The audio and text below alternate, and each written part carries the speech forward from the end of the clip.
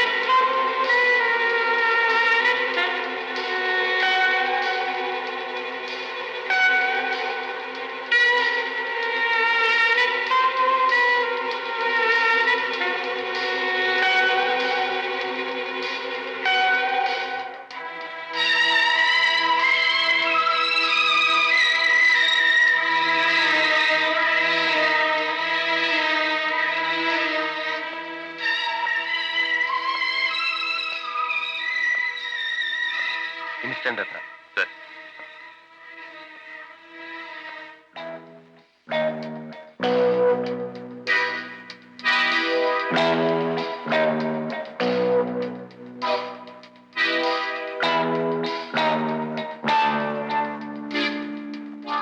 ഏതോ പെണ്ണിന്റെ മാർക്ക് ചെയ്തോളൂ. ആ നായ ഇതിന്റെ ഉള്ളിൽ കൊണ്ടുവരുമ്പോ കൂടെ കയറുന്നവരോട് പ്രത്യേകം പറയണം, ഒന്നും ഡിസ്റ്റർബ് ചെയ്തെന്ന്. സൈമൺ തന്നെ ഇവിടെ നിന്ന് സൂപ്പർവൈസ് ചെയ്തോളൂ.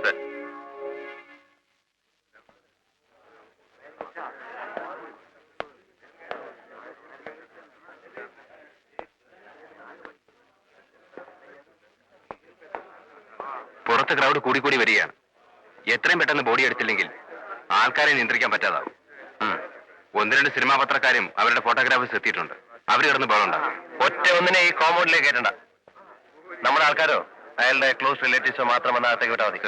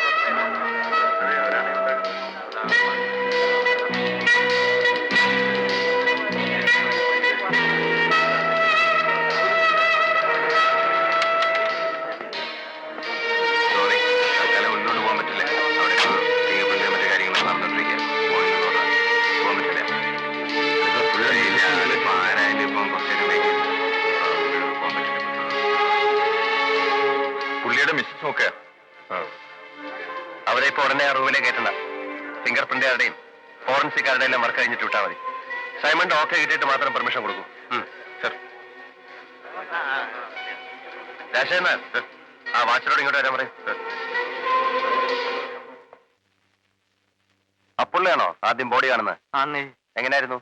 കാലത്തെ ചായയും കൊണ്ട് ചെന്നപ്പോ. അപ്പൊ എത്ര മണിയായി കാണും? ഒരു 6-6:30. പരവരാന്ന് വെളുത്തു വരുന്നേ ഉള്ളായിരുന്നു. സാധാരണ ആ നേരത്താണോ പുള്ളി എണീക്കാറ്? ചിലപ്പം അതിന് നേരത്തെ എണീക്കും. വെളുപ്പിനെ എണീക്കുന്നതാ ഇഷ്ടം. അതിരാവിലെയാണോ പുള്ളി സാധാരണ എഴുതാറ്? ഓ, ഈ സ്ഥലവും കെട്ടിടമൊക്കെ പുള്ളിയുടെ അല്ലേ? അതെ. സ്വസ്ഥമായിട്ട് ഇരുന്ന് ആലോചിക്കാനും എഴുതാനും ഒക്കെ വേണ്ടിയിട്ട് സാറ് തന്നെ സ്വന്തം ഇഷ്ടപ്പടി വെച്ച കോട്ടേജാ ഇത്. സിറ്റി വേറെ വീടുണ്ടല്ലോ? ഉണ്ട്. എന്നാലും എന്തെങ്കിലും വർക്ക് അടക്കുകയാണെങ്കിൽ അദ്ദേഹം ഇവിടെ തന്നെ ഊണും ഉറക്കും എല്ലാം. അന്നേരം വീട്ടിലോട്ട് പോവില്ല? ഇല്ല. അങ്ങനെ എത്ര ദിവസം വരെ വീട്ടിൽ പോകാതെ ഇവിടെ കഴിയാറുണ്ട്? അതാ ജോലി തീരുന്നവരാന്നാ കണക്ക്.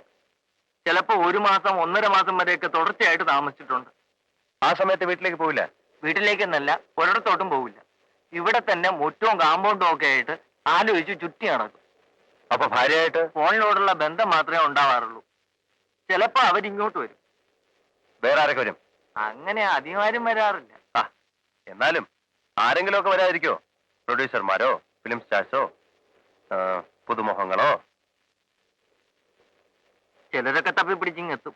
ആണുങ്ങളോ പെണ്ണുങ്ങളോ? രണ്ടും വരും. ചാൻസ് ചോദിച്ചോ? അതെ.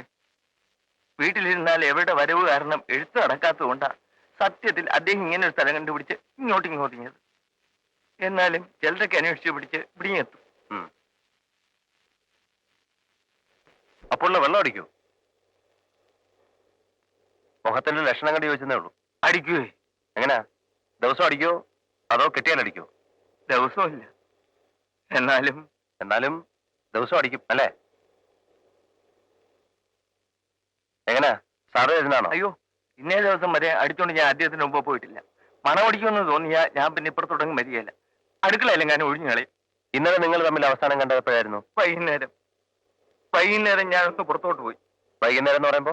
ഒരു 5 മണി. അത്രയും തന്നെ ആയി കാണില്ല. സാറിനോട് ചോദിച്ചോണ്ടാണോ പോയത്? അതെ.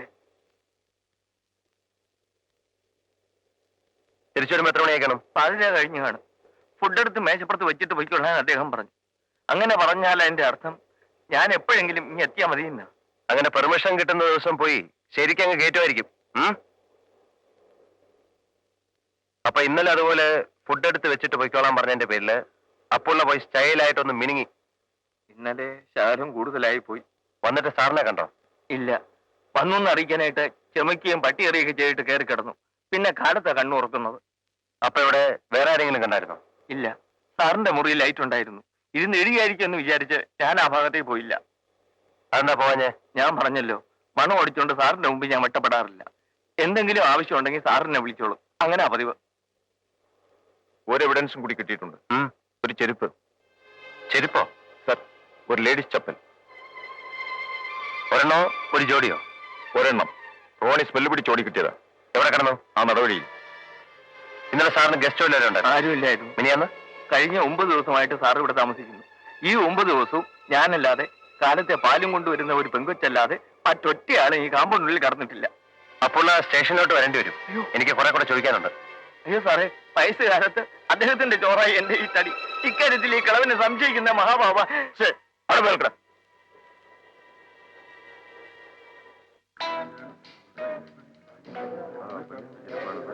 ആൾക്കൂട്ടം കയറി ചവിട്ടി പോച്ചിട്ടുന്നതാ. റോണി വലിച്ചെടുക്കുകയായിരുന്നു.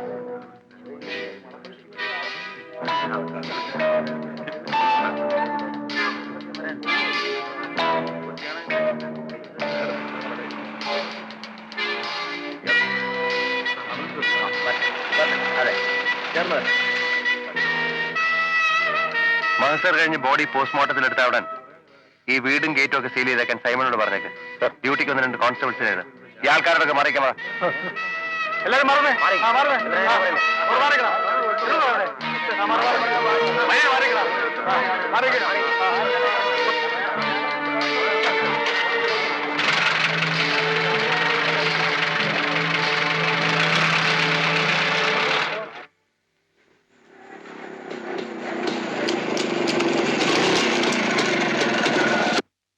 കൺഗ്രാചുലേഷൻസ്. എന്തിന്? സ്റ്റാർ തെളിഞ്ഞില്ലേ? വൈകുന്നേരം ടിവിയിൽ പേരൊക്കെ പറഞ്ഞിട്ടുണ്ടായിരുന്നു, കേട്ടില്ലേ? ഇനിയിപ്പോ നാളെ മുതൽ തുടങ്ങുകയല്ലേ അണ്ണന്റെ ഗ്ലാമർ കാലം.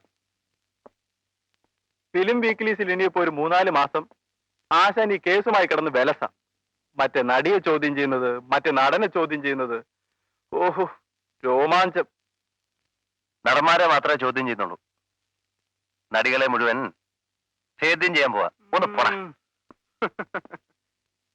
തൊന്തരവ് പിടിച്ച കേസാ. മന്ത്രിമാരും പത്രക്കാരും മുതല് കോളേജ് പെമ്പിള്ളാർ വരെ സ്റ്റേഷനിലോട്ട് വിളിയാ. ഇന്നിപ്പോ ഒരു അരമണിക്കൂറിന് മുമ്പ് ഏതോ ഒരു കൊച്ചു പെണ്ണ് വിളിച്ചിട്ട് ഭയങ്കര തെറിയും കരച്ചിലും. ഞങ്ങൾ ആളെ പിടിച്ചിട്ടില്ല എന്നും പറഞ്ഞു. ആളപ്പടിയാ ഇപ്പടിയാന്നൊക്കെ പറയുന്നുണ്ടായിരുന്നേലും പുള്ളിക്ക് നല്ല അസലൊരു ഫാൻ ഫെയർ ഉണ്ടായിരുന്നു എന്ന് ഇന്നെനിക്ക് ബോധ്യമായി. അതും ഇതിപ്പോ അങ്ങയുടെ ഗ്ലാമറിന്റെ പീക്കിൽ നിൽക്കുന്ന ടൈം. തട്ടിപ്പോയതൊരു ബോർ അവസ്ഥയിലാണേലും ആശാൻ അവിടെ സ്കോർ ചെയ്തു. കാറ്റ് പോണേൽ ബെസ്റ്റ് ടൈമിൽ പോണോന്ന് പറയുന്നത് നേരാന്ന് പ്രൂവ് ചെയ്തുകൊണ്ട് അങ്ങേര് മരിച്ചത്. എന്നാലും ക്രൂവലായിപ്പോയി. ഈ എഴുത്തുകാര് സിനിമാക്കാര് വർഗത്തില് എനിക്ക് നേരിട്ട് പരിചയപ്പെടണമെന്ന് ആഗ്രഹം ഉണ്ടായിരുന്ന ഒരൊറ്റ കക്ഷിയായിരുന്നു. He was a real artist. ആ, ഏതായാലും ഞാനൊരു പൈന്റ് വാങ്ങി വെച്ചിട്ടുണ്ട് സെലിബ്രേറ്റ് ചെയ്യാൻ. പ്രമോഷൻ കിട്ടിയിട്ട് ചേട്ടൻ ആദ്യം കിട്ടുന്നത് നല്ല സ്റ്റൈലിനൊരു കേസ്. വല്ല അണ്ടനെ അടവോടനെയൊക്കെ ആര് കൊന്നു കണ്ടുപിടിച്ചിട്ട് എന്ത് കാര്യം? ഇതിപ്പോ പിടിച്ച 10 പേര് അറിയുമല്ലോ. പിടിച്ചില്ലേലും 10 പേരറിയും. അപ്പൊ ഗ്ലാമർ നാറ്റവും. അതാ പടി.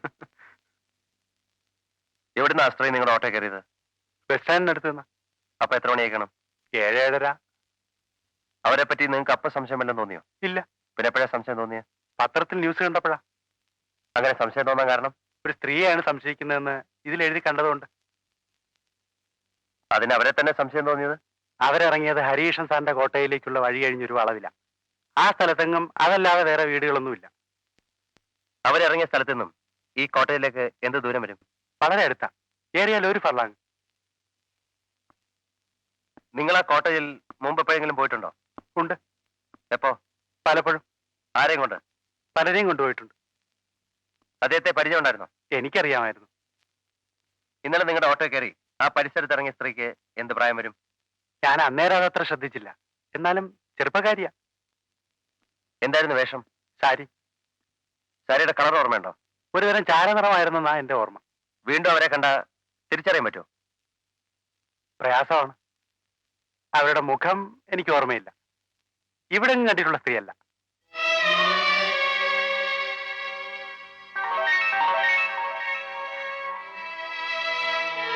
എത്ര വർഷമായി കാണും മാരേജ് കഴിഞ്ഞിട്ട്?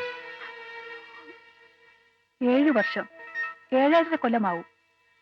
ഈ വിവാഹത്തിന് നിങ്ങളുടെ വീട്ടുകാർക്കാർക്കും തീരെ താല്പര്യമില്ലായിരുന്നു എന്ന് കേൾക്കുന്നത് ശരിയാണോ? എന്തായിരുന്നു അങ്ങനെ എതിർക്കാൻ കാരണം? സിനിമാക്കാരൻ എന്നുള്ളതാണോ? പ്രധാനമായിട്ട് അത് തന്നെ. പിന്നെ ആ നേരത്ത് രാഗിണിക്ക് വേറൊരു വലിയ ആലോചന വന്നിട്ടുണ്ടായിരുന്നു. നിങ്ങളാരാ? ഞാൻ രാഗിണിയുടെ ഒരു വകയിൽ അമ്മായിയായിട്ട് വരും. എന്താ പേര്? ലീലാമ്മ. ലീലാമ്മ ഇവിടെ തന്നെയാണോ താമസിക്കുന്നത്? അതെ. എത്ര കാലമായിട്ട്? കഴിഞ്ഞ ഒരു 5-6 കൊല്ലമായിട്ട്. അദ്ദേഹത്തിന് എപ്പോഴും ജോലിയും തിരക്കൊക്കെ ആയതുകൊണ്ട് രാഗിണിക്കൊരു സഹായമായല്ലോ എന്ന് കണ്ട് എന്നെ ഇവിടെ വിളിച്ചു നിർത്തിയിരിക്കുക. ഇക്കഴിഞ്ഞ 5-6 കൊല്ലമായിട്ട്? അതെ. അങ്ങനെയാണെങ്കിൽ ലീലാമ്മയോട് ഞാൻ പിന്നെ സംസാരിക്കാം. ഞാനിപ്പോ ഇവരോട് ചോദിക്കുന്ന ചോദ്യങ്ങൾക്കൊന്നും ലീലാമ്മ മറുപടി പറയണമെന്നില്ല. മനസ്സിലായോ? തൽക്കാലം ഇവിടെ ഇരിക്കൂ.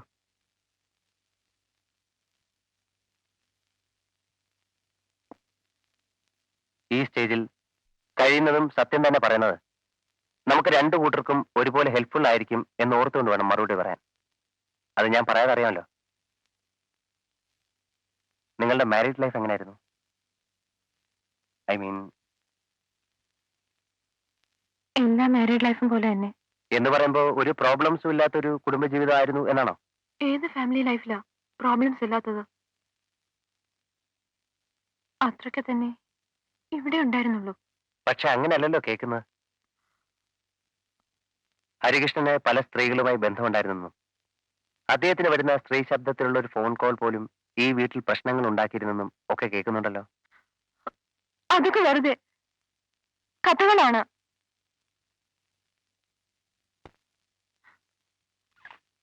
നിങ്ങൾ സാധാരണ എപ്പോഴും തൂവാല ഉപയോഗിക്കാറുണ്ടോ? അല്ല, ഞാൻ ചോദിച്ചത് അതൊരു ഹാബിറ്റ് ആണോ? ഹാബിറ്റ് ഒന്നും അല്ല.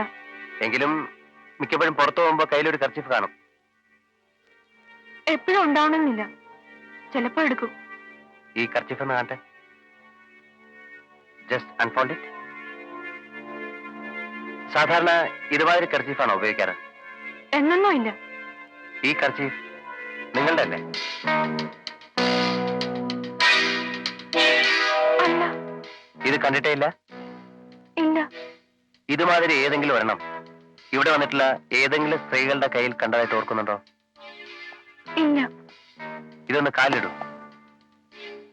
വിട്ടോക്കണം.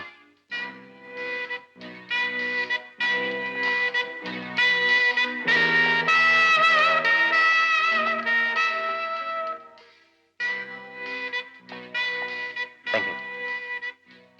നിങ്ങൾ എന്നിട്ട് നോക്കൂ. സോറി, മറ്റുള്ളവർ ഉപയോഗിക്കുന്ന ചപ്പൽസ് ഞാൻ ഉപയോഗിക്കാറില്ല. അതെനിക്ക് അലർജി ഉണ്ടാക്കും. ഇത് ഉപയോഗിക്കാനൊന്നും അല്ല, തൽക്കാലം മെഷർമെന്റ് നോക്കാനാണ്.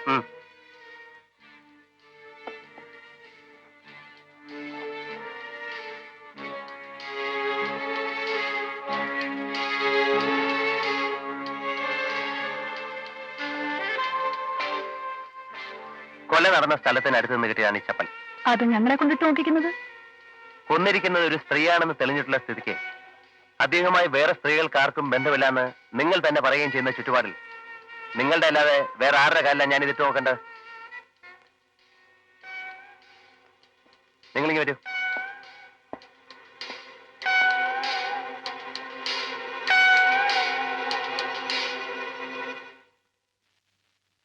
ഹരികൃഷ്ണൻ എപ്പോഴെങ്കിലും ഭാര്യയെ തല്ലുന്നത് നിങ്ങൾ കണ്ടിട്ടുണ്ടോ? അദ്ദേഹം അത്രക്കാരനായിരുന്നില്ല. വഴക്കും ബഹളവും ഞാനൊന്നും കേട്ടിട്ടില്ല. പിന്നെ എല്ലാ വീട്ടിലും ഉള്ളതുപോലെ ചിലപ്പോ ചില ചില്ലറ പിണക്കവും കരച്ചിലും ഒക്കെ ഉണ്ടായി കാണും. കുട്ടികളില്ലായിരുന്നത് ഒരു പ്രോബ്ലമായി കാണില്ലേ?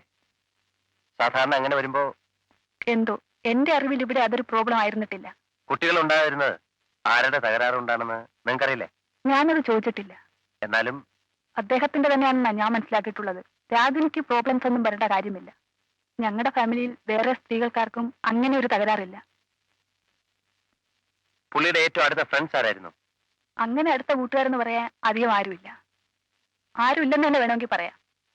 പുള്ളിയായി പുള്ളിയുടെ ജോലിയായി എന്നൊരു മട്ടുകാരനായിരുന്നു. എന്നാലും ഒരാളെങ്കിലും ഉണ്ടാവാതിരിക്കോ?